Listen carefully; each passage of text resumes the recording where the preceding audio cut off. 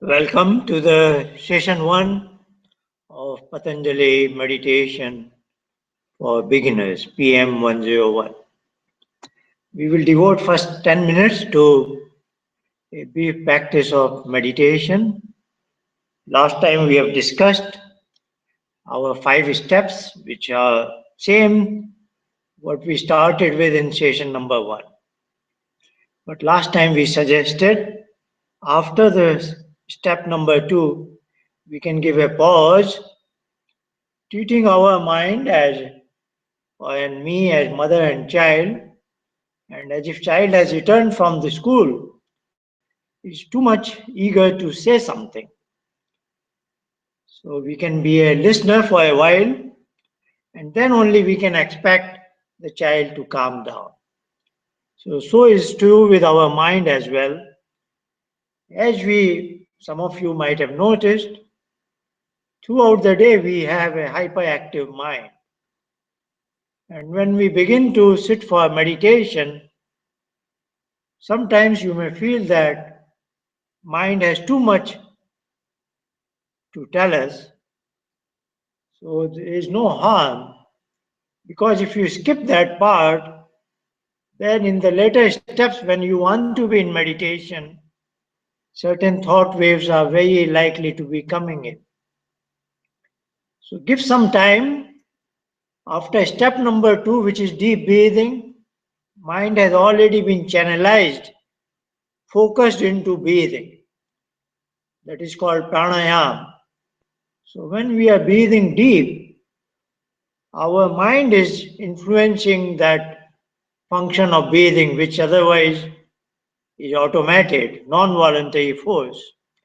So step number 2 is essentially to bring our mind in a tiny domain of one-pointed focus and attention. So when that step ends, and we intend to go further deeper into meditation, which is almost going into nothingness, we can take a pause and see if my mind is overwhelmed with something. It is not that we want to think actually, we just take a pause for a while. It's a mild meditation basically.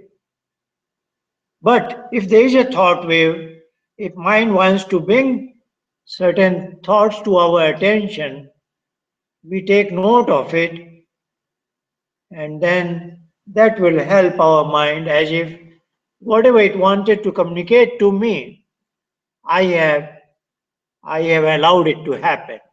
I am not disregarding it. So this is a positive start for some of you. These are so kinds of experimentations we need to do as we want to learn the practice of meditation. All other things are same. Let's begin with these 5 steps. So probably as is practice, I go into my monitor room.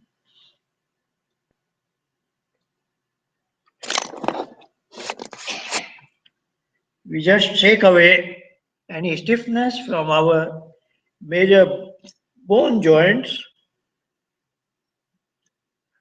It is end of the day, so many of you have come straight from work, are quite tired. But hopefully this 8-10 minutes will give you some relaxation. Let's begin with deep breathing. Breathe out.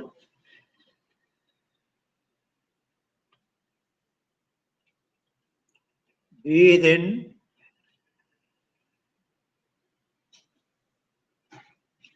Breathe out.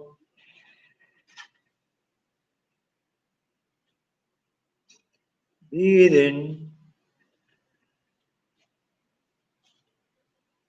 Breathe out.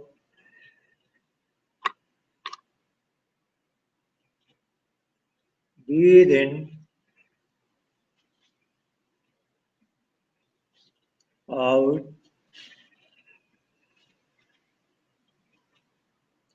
In. out, in. One more last cycle, breathe out,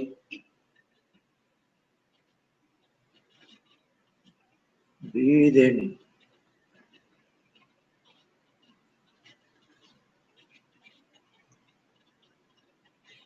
Now we prepare ourselves for meditation.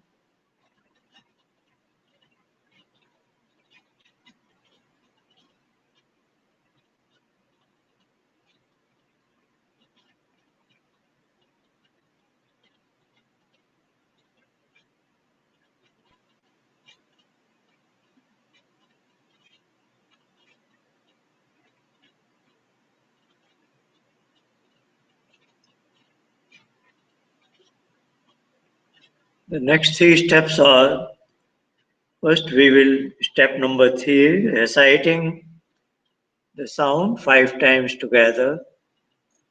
As soon as the sound is over, we focus our mind between the two eyebrows and insist our mind to settle down there, remaining inactive.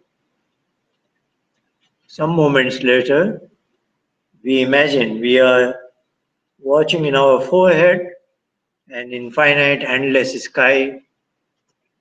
We walk deep into that sky, and if we observe ourselves, we get lost after a while.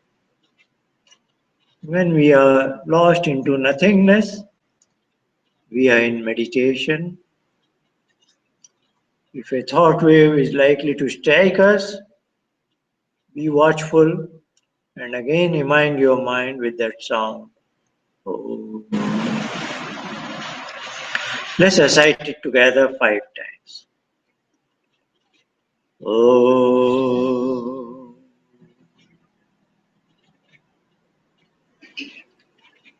Oh.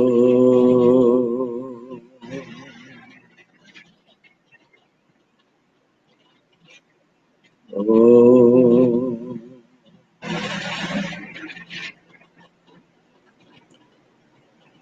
Oh.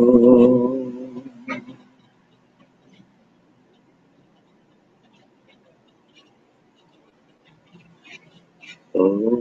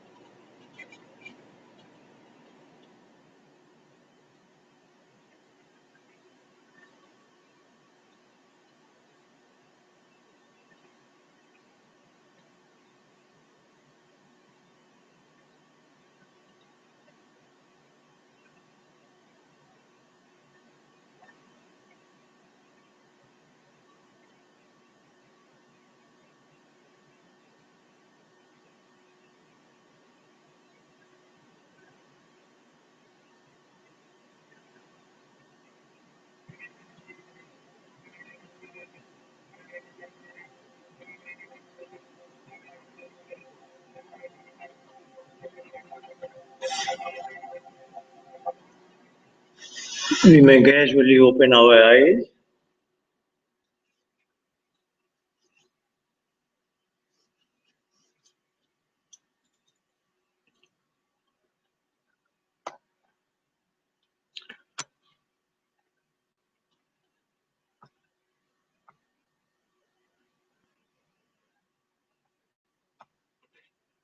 I like to point out, if some of you are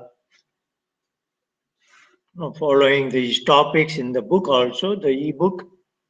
And last week we have covered chemistry of metabolism and benefits and what is abdominal breathing.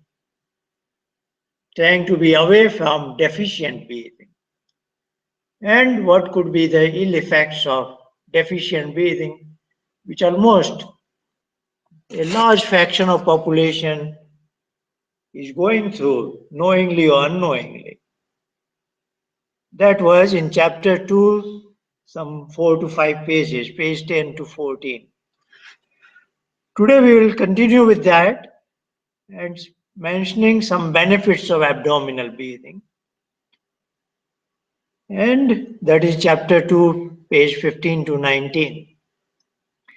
And then on practice part, which is in the later part of the book, the way the book is structured is first 5-6 chapters are devoted to general discussion, more pertaining to lifestyle, etc. And what changes can be helpful in learning meditation. And then later 5-6 chapters are specific to meditation, beginner's level of meditation. And that is why, when I talk about meditation practice, you will see suddenly I jump to chapter 7 and 8. So that is what is it. We discuss some theoretical aspects from earlier chapters and some practice aspect from the later chapters. So today we are going to implement two improvements, namely in our step number 1 of body posture. What we have been doing up till now is called Sukhasana posture, simple posture. And today we will go to another posture, Siddhasana, which I always like, and at this point I am in this posture. So today I will discuss what is this posture, and some of you may find it interesting and would like to graduate from Sukhasana to Siddhasana. But it's not compulsory, you decide yourself. And of course, on one end of extreme spectrum, I have said, if even Sukhasana gives you a trouble, maintaining that posture unwavering for 10-15 minutes, then you take support of a wall at home or even sit on a chair.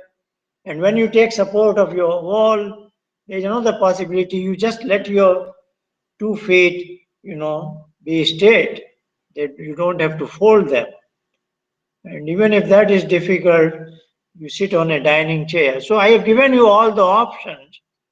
But wherever you are in this spectrum, you should honestly attempt to move forward from dining chair to sitting on the floor with legs straight, with sitting on the floor with taking the support of the wall, but Sukhasana posture, then foregoing the support of the wall, and then even trying the Siddhasana posture. So these are so many steps in the spectrum of step number 1. Today I will also add in step number 2 what we have been doing, deep breathe out followed by deep breathing. We will make it 4 phases now, not just exhalation and inhalation, what is called retention of air. So that is what is our agenda for today. I go back a step. You will remember we discussed one of man's question last time, where there was a possibility that some people, of course, a majority of people in the world outside of this course, are beginning to treat mind as me, And somehow, because of the recent scientific and technological advances, people are even now concentrated. They talk less about mind but more about brain. So brain has become as if this is ultimate seat of me. My mind, my consciousness, all that is in me. This what is called between my two ears, the head region. So the modern mainstream thinking is my brain controls everything, the whole life, so much so my life force. So if somebody is pronounced dead, now death is also not that easy to define. Is it stop of heartbeats? Has person stopped breathing? And what they call brain dead. So there are a lot of complexities. Of course, this is a hugely complex system, a human being, or for that matter, any living being. But now the dominant thinking is whatever you talk about mind, your consciousness, everything is here in the brain. But our approach, we are not denying the brain, we are not overlooking or the processes taking place in the brain, but Patanjali is saying brain is a repository of a lot of activity which are non-voluntary activity. So they have an idea that there are 5 kinds of such forces, approximately concentrated in our nervous system, cardiac system, respiratory system, digestion system, and renal system. So there are 5 Sanskrit terms, Pran, Apan, Vyan, Saman, and Udan, which is a very complex issue.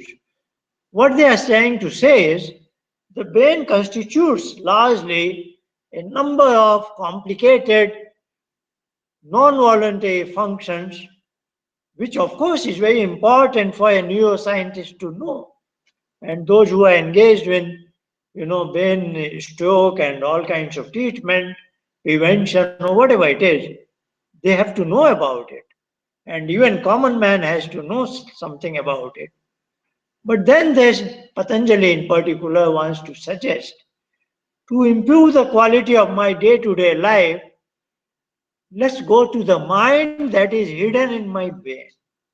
So Patanjali is not denying brain, but he is going deeper into it somewhere. Maybe he knows it, but I don't know where it is. But somewhere in this head region, there is a tiny black hole like thing, a tiny cinema hall, what I call. That tiny cinema hall is the shell of my mind. And within that shell of mine is I am there, my soul, which is a point like singularity. These are mathematical terms, but what it means is a point has no measurable length or width, but it exists. So is true with my soul. So these are now philosophical issues. We can devote hours and days and not reaching anywhere. Here we are sitting here for a very practical viewpoint.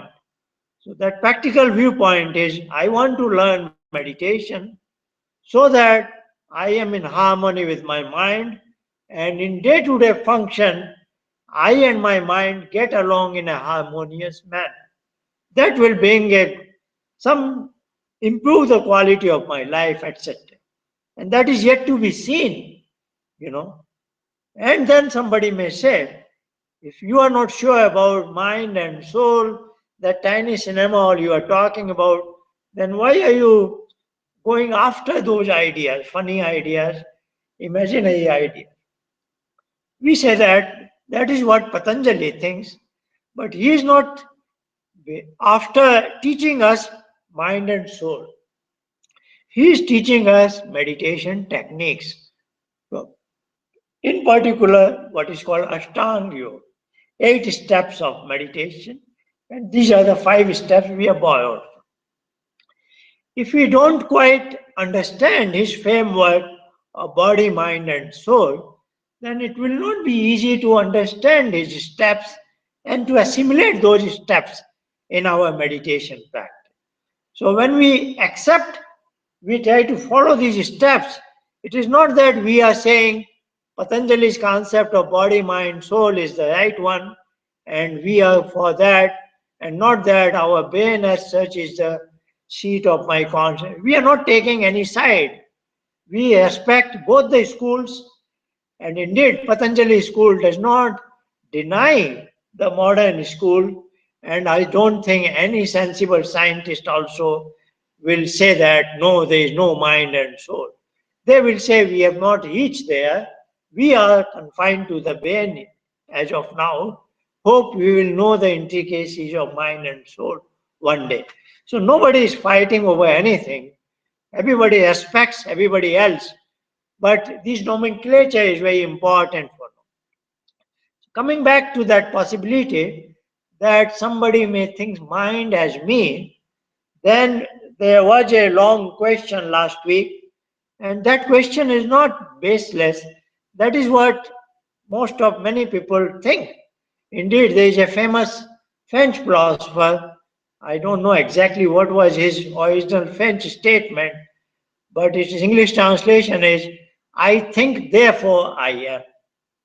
What he's saying is, because I am able to think, that mind is able to process the operation of thinking, thoughts one after another.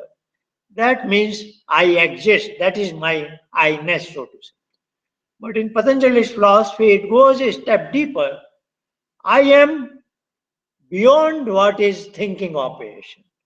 So, yoga chitta vritti nirodha, I want to calm down all the operations of my mind, including thinking. That next statement I have not even stated here. Tada drashtu swarupe avasthana. So then he says, when all the modifications to my mind skin have been subdued, then what exists is I am. So when I am void of thought, then I know who I am. So this is a step beyond Rene Descartes. But these are philosophies. We are not much concerned with it. I'm just trying to. I saw after last week's discussion, there is a possibility that some of you in this course may also think that yes, I am what my mind is, and there is a genuine possibility of misinterpretation because of this slide, which I did use in the first day. And I like to describe my story as me, my consciousness, my soul, it's in a tiny shell of mind, and that analogy I like to give is a thumb in the fist. So when if you look at the last bullet point, the thumb, the palm, which forms the shell of mind, has three components. Sanskrit word is chitta. Chitta is the inner side, the middle layer is ahankar, and the outer layer is manas. Now this term ahankar, I have my own interpretations, but if you go into the literature, there are a lot of other ideas. I will say they are funny ideas. They are not right. But what nobody can stop anybody writing from books, etc. So the word ahankar, because this is a common word in Indian languages, this is likely to be translated as ego, and if somebody is slightly more mature, they will translate as I-ness. I-ness is not a wrong word to translate ahankar. That is where my personality is formed. That is my storage device. That's why I call it memory.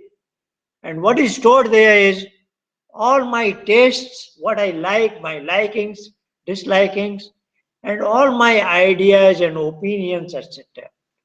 So, philosophically, don't want to make it a long story quickly. This is my soul, the thumb in the fist, which is identical for all of us.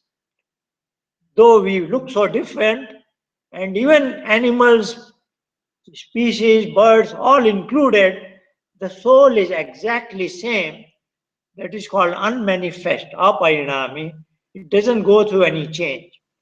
Now we have an instrument of mind the subtle instrument called Sukshma Sharir, subtle body, so to say, with these three components. Now the Chit is also more or less same. It is like our instrument, like our eyes are same in instrument to gain sight of an object ahead of me. Chit is also same. It has almost zero inertia, where images are falling rapidly and I am observing them. Now the way a human being differs from another human being, our change in personality, you have some likings, you have certain signatures, not just signature by writing, the way you walk, the way you drive, the way you ride a bicycle, we all have a different styles and we all have a different views and opinions and ideas which we have gathered in all these years of life. They are all stored in the middle layer, and that is what forms my personality and yours. That is why it distinguishes me from you and so on and so forth. So that is what is the true meaning of the word ahankar.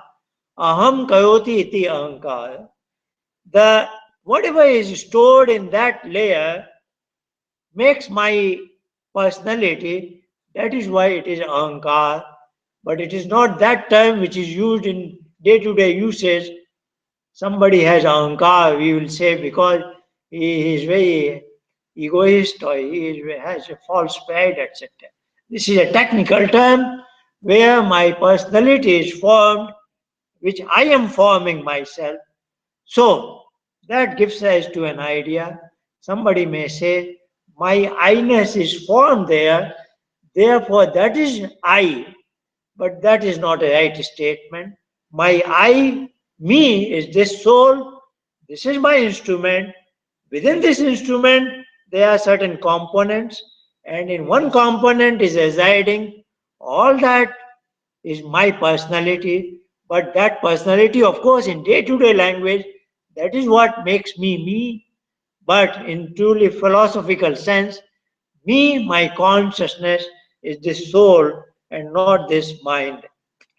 Long story about this short point, but I thought I will again discuss it here. This slide we have seen last week because we discussed the chemistry of metabolism. So I know by now all of you are aware of. We are taking a small intervention when we sit for meditation. In step number 2, we are making a short intervention for a couple of minutes wherein we want to do abdominal breathing, diaphragmatic breathing.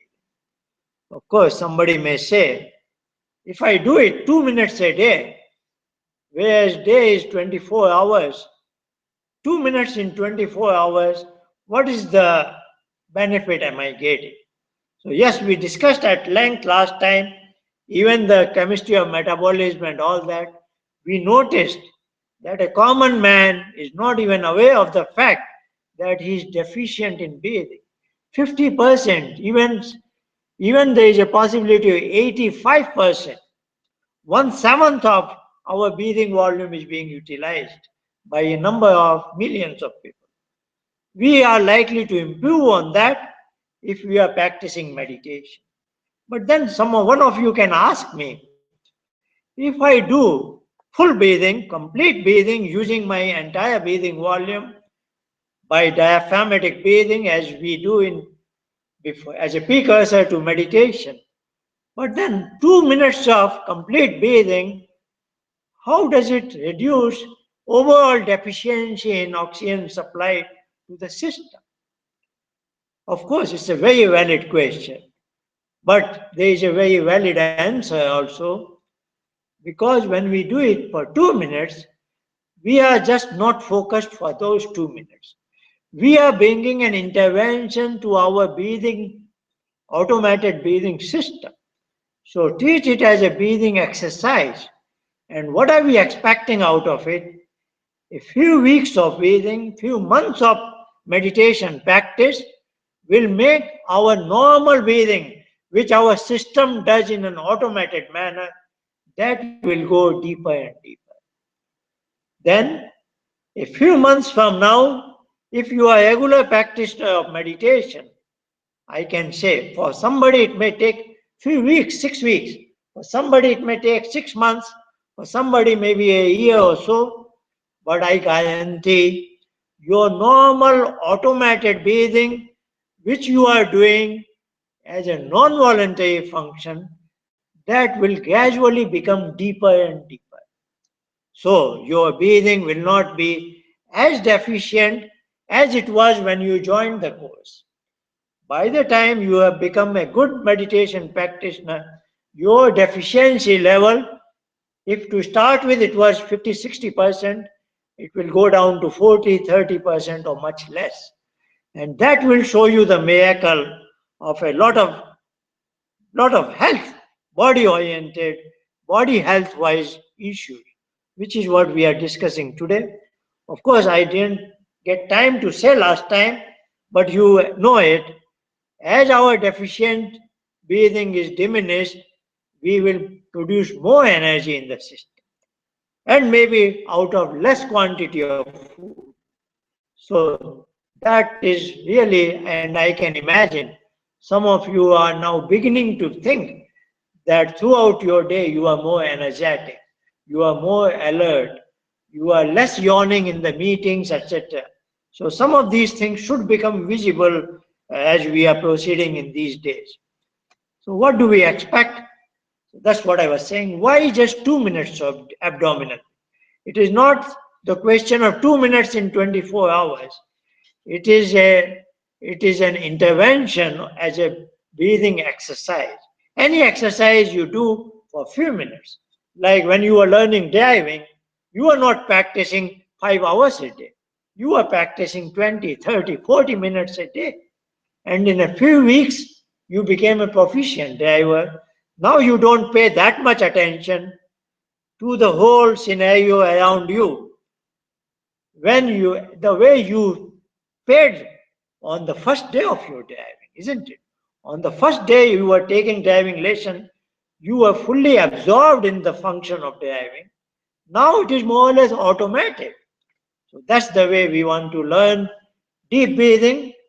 We are doing this intervention every day, once, twice a day, but one day your system will absorb so much, it just takes care of it. You don't have to even bother. And when that happens, what will happen? You will be getting rid of more toxins. When your breathing is deeper, you are exhaling more amount of air. And what is that air? That is used air, more carbonaceous compounds and all kinds of toxins. If your breathing was incomplete, you will get rid of it only a part of it. Another part remains in your breathing volume. But now you get rid of them to a larger, efficient proportion. And of course, you absorb more oxygen that will build in energy. So you will live a more energetic life. And not only that, that oxygen mixes with the hemoglobin, goes to all parts of the body. All body cells will get new supply of oxygen. So all body cells will get a new lease of life. Otherwise, there is a billions of body cells, and a lot of them are just almost like a dead cell. They don't even get the oxygen supply. That will translate into inner beauty and radiance. When your every body cell is radiating with energy, that is a wonderful thing to see. So usually, I don't say in the early part of this course that meditation will improve your physical health and physical appearance, etc. But now you can probably hope that this will even give rise to body figure, because all sorts of unwanted fat, they will get oxygen supply, they will get burned, and as they burn, they produce oxygen, and unnecessary fat also is burnt out. So you will have all these possibilities are there: body figure, weight loss, etc. And because oxygen is so subtle, it goes into the brain and mind everywhere, so it gives you a relaxed feeling. So, as you know, sometimes we are very panicky, we are nervous, and what somebody advises us: take a seat, take a deep breath, isn't it? In those critical moments, if you take a deep breath, that oxygen gives you some sort of a relaxed feeling. So believe me, if you are breathing deep, you will be a more relaxed person. And this is very easy to know. If you are angry, if you are upset, if you are provoked, if you are disturbed, agitated, your breathing is shallow and fast. So there is a very one-to-one correlation. And when you are relaxed, after a normal day, when you are lying on bed, going to sleep, just observe your breathing. It is more likely to be deeper than what it is at this stage. So more relaxed you are, your breathing is deep. And that's what we are doing in a converse manner. We are saying, if I am habitually breathing deep, I will become a relaxed person as such. And that will translate into positive relationships because now I have greater thresholds to get provoked for anger and all this. I become a more stable person. I don't lose temper. I don't raise my voice. You will become a different person just on account of this simple thing, deep breathing. Benefits of meditation are yet to come, but breathing itself will bring this kind of positive thinking. Even longer lifespan, very quickly, I have tabulated 4 species and their normal breathing cycles per minute, what you can say frequency, and their typical lifespan. So a mouse breathing almost 50 to 60 cycles per minute lives around 6 months only. Dog 20 to 25 is around in the world for 10 to 15 years. We are breathing 12 to 15 cycles and nowadays we live 60, 70, 80 years. And I just like to go to the other side of the spectrum, a tortoise. His breathing cycle is 2 to 3 minutes long, very long. And they can live even 200, 300 years. So what is the moral of the story? If I am breathing deep, every breathing cycle takes longer time. So if I was breathing 15 cycles in a minute before I started all this meditation practice, when my breathing was shallow, now my breathing has become deeper. So instead of 15 cycles, I am breathing 10 cycles per minute because each cycle takes longer. You have to throw out greater amount of air and induct greater amount of air. So it takes longer. So what is happening is in this column, you are going on the lower side, your number of breathing cycles per minute is diminishing. So instead of 15, it may become 10 cycles. And just imagine a very natural lifespan is certain number of cycles. After all, this is like a clock-like system which was wound by somebody, a superior force, and we have been thrown into the air. So if you are breathing fast, your clock is going fast. Then in less number of years, those number of breathing cycles will be exhausted, isn't it? So if your lifespan is certain number of breathing cycles, I mean natural life, not an accidental death, etc., then natural lifespan is increasing. If you are breathing deeper, then your number of breathing cycles per minute will diminish and you are likely to live longer like this. So that may also happen. Let's move on to the practice part. As I said, I want to describe today. Let me go to webinar room, but what is in red is here is of I need your attention. So step number 1, you already are familiar with Sukhasana. Sukhasana, the English translation will be comfort posture. Sukh means comfort. Then today we are adding one more possibility, Siddhasana. The word Siddha means proven. So this is proven to be a good posture for meditation. Then we'll go into step number 2 and we will see our breathing cycles is not just 2 phases of exhalation and inhalation, we will now have 4 phases to improve upon our step number 2 also. And then we'll put all together and devote again about 10 minutes to meditation. So let's say if my description takes 15 minutes, or let's say I will modify this clock later on. So I move into the webinar room. So our starting phase was, you remember, when I was teaching you Sukhasana, we are sitting on the ground with both the feet spread outside. And just to recapitulate, Sukhasana was very simple. Just fold both the feet at their knees and bring them together so that the feet is below the thighs.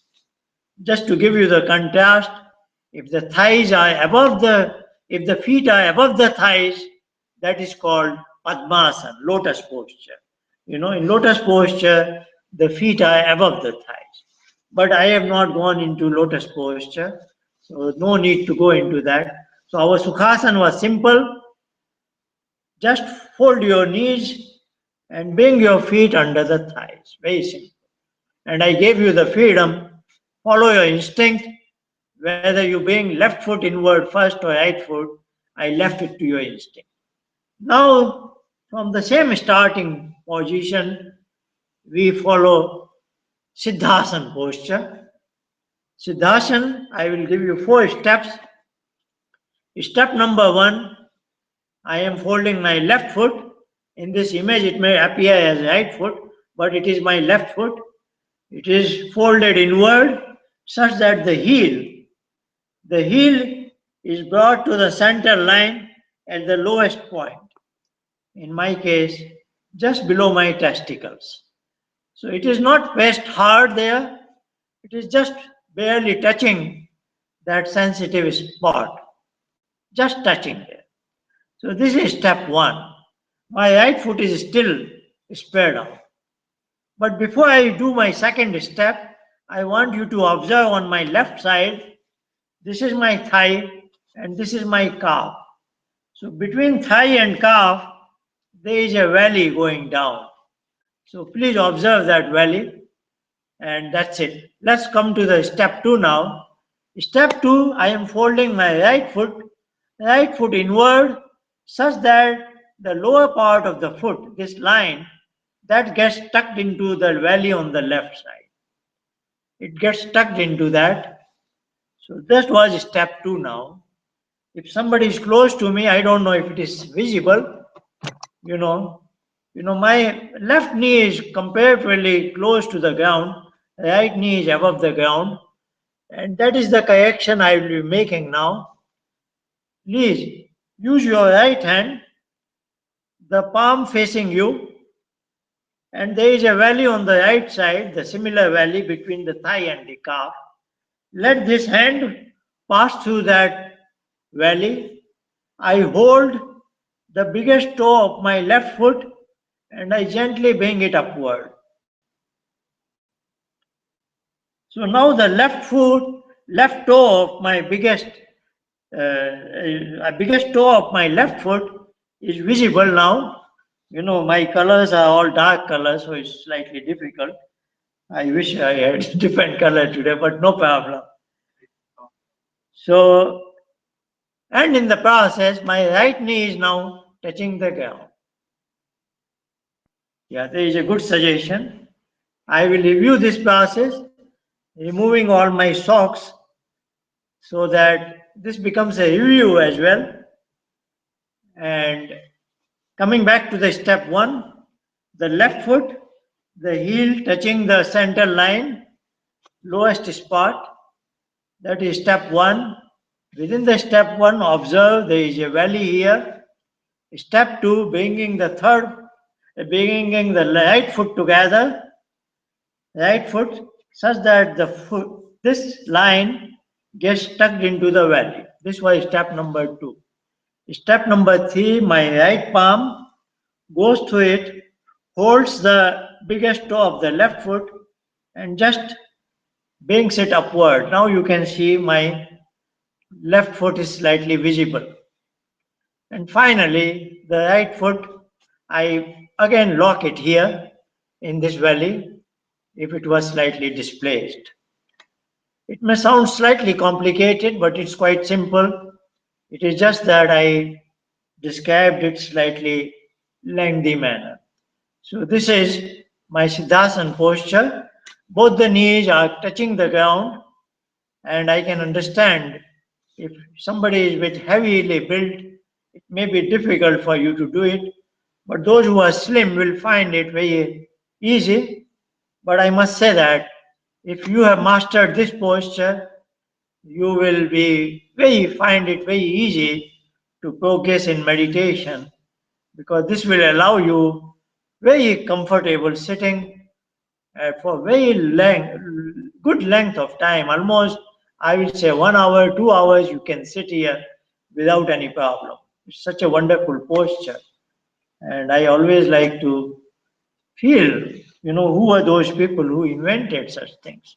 So that much, so much. Just a quick attempt, a quick review of Siddhasana. Without saying much, step one, step two, step three, step four. So you just want to show you it's very simple basically. It doesn't take a long. Just in 5 seconds you can do that if you know how to do it. So that is our step number one. Sorry, I have been using the word step so many times. So within step number one, we have seen what is Siddhasana posture, and that I broke into 4 sub steps. Now we go to the step number 2 of meditation practice, namely deep breathing, which we are familiar with. As of now, we do it. Deep breathe out when air comes out of the nostrils and my abdomen shrinks inward. And then we do deep breathe in. Our shoulder usually goes backward slightly. The abdomen rises upward and we are filling in the air. That is what is happening. Now we are doing 4 steps, and maybe I have a slide there. So I quickly show the slide.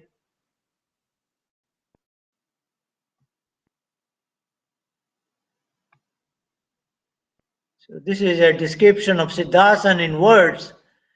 Sukhasana was fold knees so that feet are under the thighs. Siddhasana, fold left foot so that the heel touches the lowest point on the center line. Fold right foot placed between calf and thigh. Hold biggest toe of left foot, bring it above right.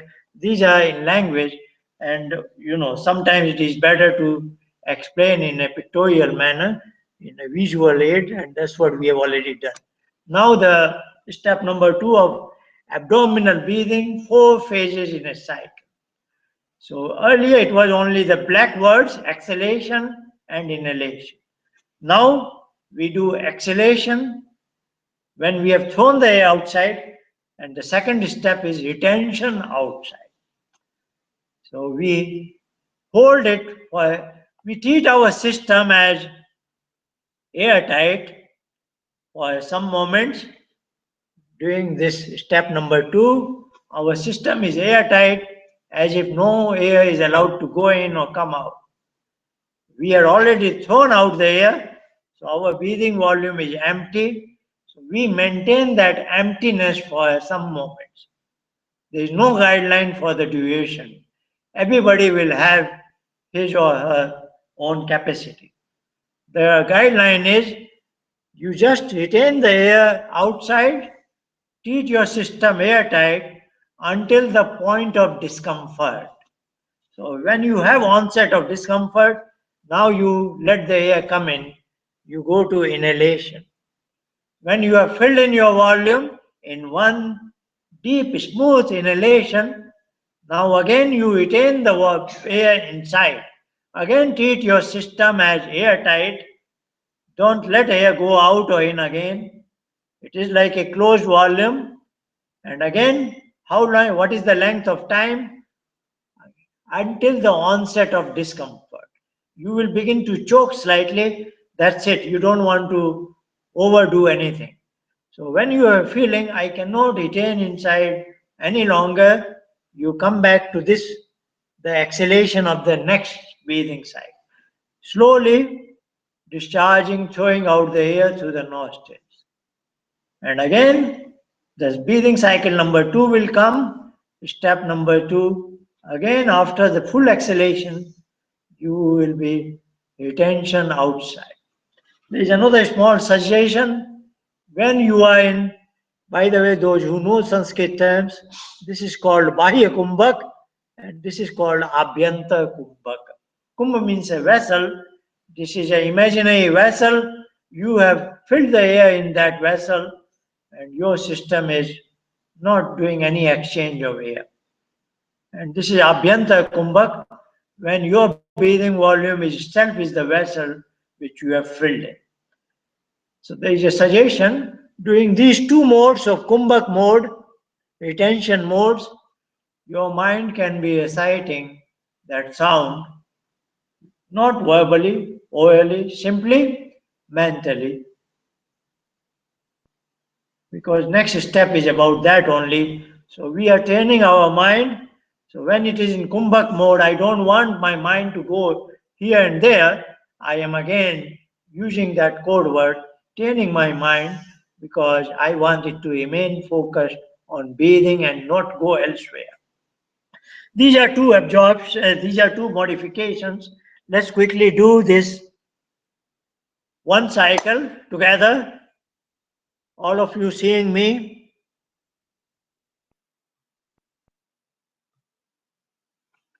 And I hope, I don't know if you can make out my abdominal volume. Let me do as best as possible. I am in breathe out mode. Breathe out.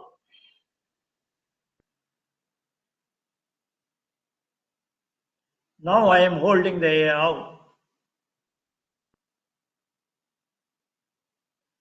Breathe in. Holding the air within.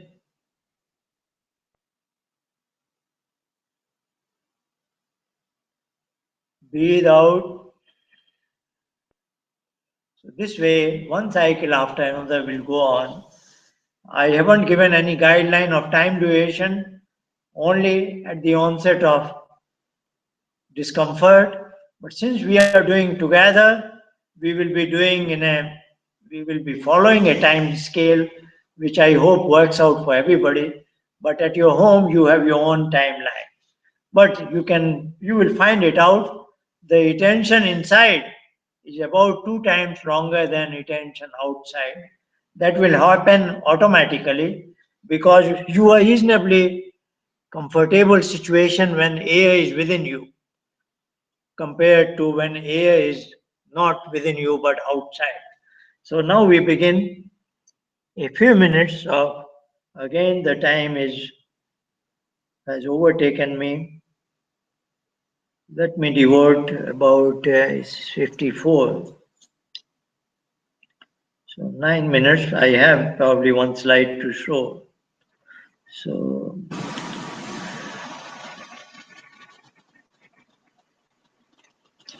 let's begin a brief meditation. I am allowing 9 minutes of it. We are already in a body posture, Sukhasana or Siddhasana. Take care of your stiffness factor. Feel good. Now we begin 3 cycles of deep breathing with 4 phases in each cycle. Deep breathe out.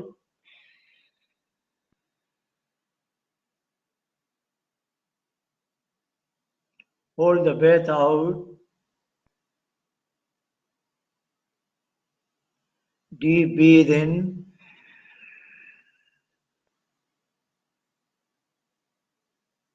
Hold the breath within.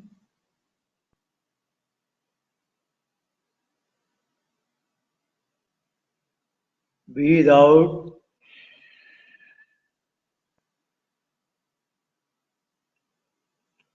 Hold the breath out.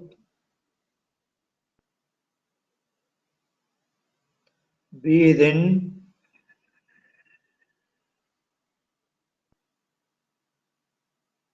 Hold it within.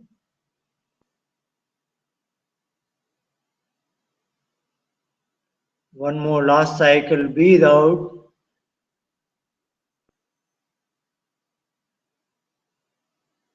Hold the breath out.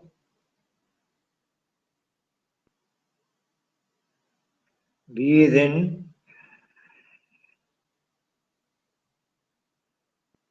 Hold it within.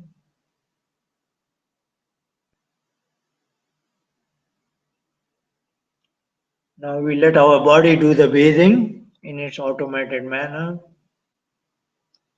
We are unconcerned about it. And also, as we wait for our breathing to normalize, we give a pause to our mind.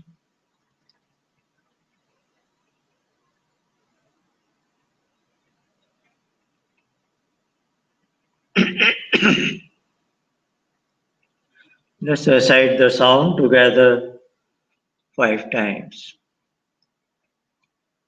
Oh.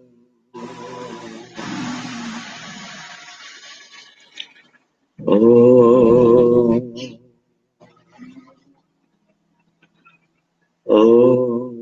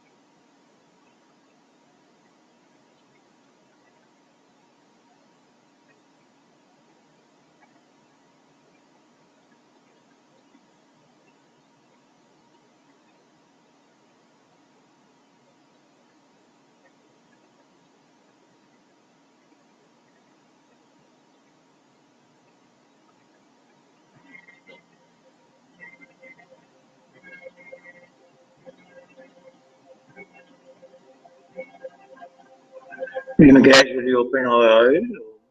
Oh,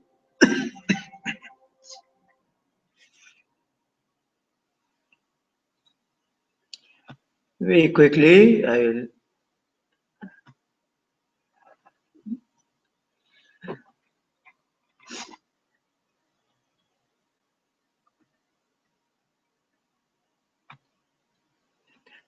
have a slide of benefits just to read it. We have seen better concentration, work quality, a relaxed and calm mind for teamwork and relationships, which is further getting reinforced through the deep breathing. Stay away from stress forever, better focus on work, reduce time for a task that saves time for the day. More energetic during the day with the deeper breathing. And today we have seen body health, glow, and figure, including lifespan.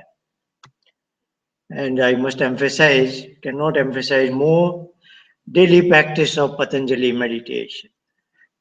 Good time is empty stomach, morning or evening. And if somehow the day has passed fast, you can find some time before bedtime. Here, because there is an empty stomach, I want to say something. The time we have chosen, like we meet here around 6 in the evening, and many of you might have eaten 11 in the morning or 12 or 1 o'clock. So it is very likely you get hungry before 6. So generally what I do is, well, I personally eat 2 meals a day at 11 in the morning and then about 6, 7 in the evening. But sometimes in the afternoon, if I feel hungry, I take some fruits. So, that doesn't quite make you a heavy. So that may be a suggestion rather than eating something which is causing more heaviness within you, at least for the day of the meditation. Thank you very much. We'll meet again next week.